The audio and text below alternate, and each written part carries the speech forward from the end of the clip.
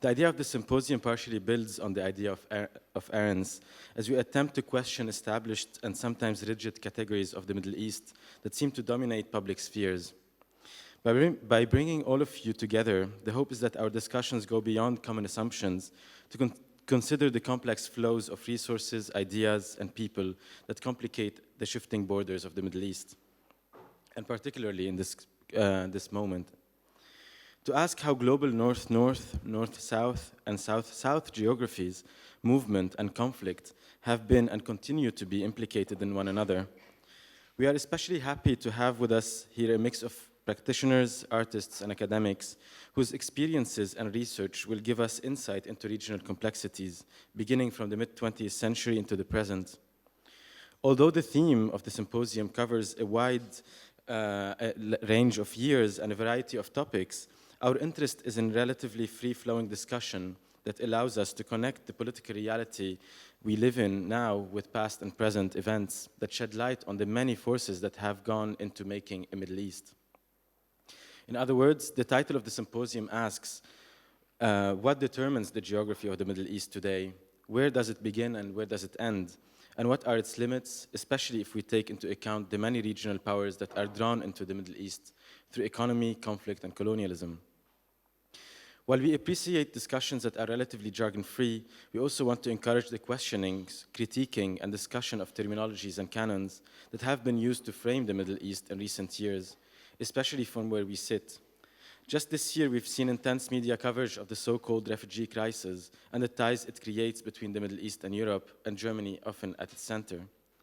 We hear questions about the effects of migration on border security, the rise of xenophobia, Islamophobia, and concerns about conflict and violence.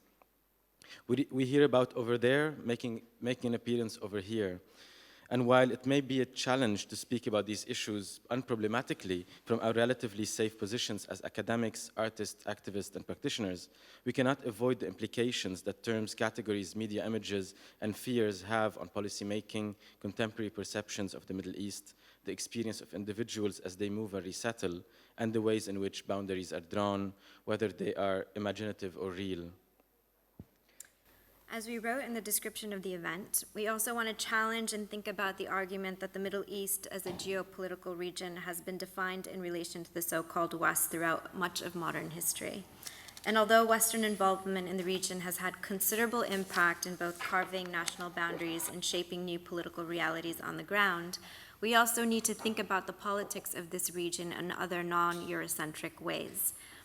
And as we wrote in the description, while the Middle East has been historically marked by international interests, the complexities of the greater Middle East aren't just generated from the outside.